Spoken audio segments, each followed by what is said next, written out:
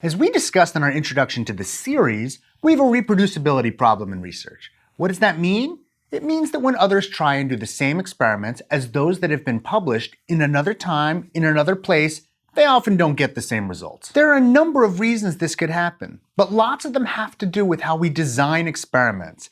Therefore, experimental design is the topic of this module in our series on enhancing research reproducibility.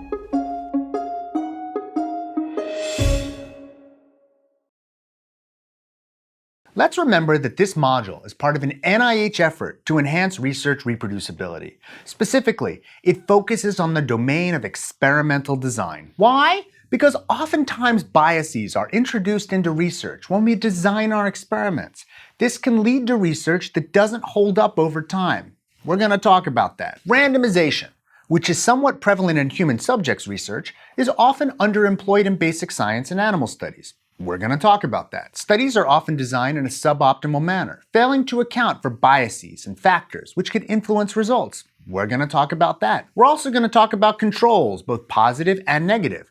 We're going to talk about precision and accuracy, blinding, how to record data, and more. Some of these may seem more focused on just doing good science, but that's the point.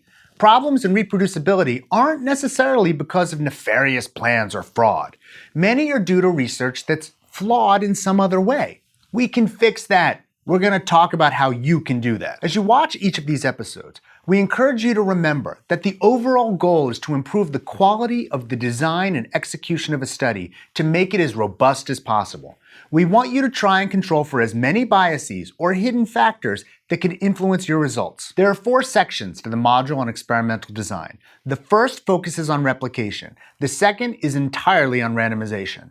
The third is on pitfalls with experimental design, and the final section is about measurement. Our goal is to provide all of you, graduate students, postdoctoral fellows, and even beginning investigators, with a new educational option for gaining the knowledge you need regarding factors affecting reproducibility in experimental design in a user-friendly, easily accessible format. Our approach should allow you to return to specific webisodes when you need reminders on certain topics or answers to specific questions.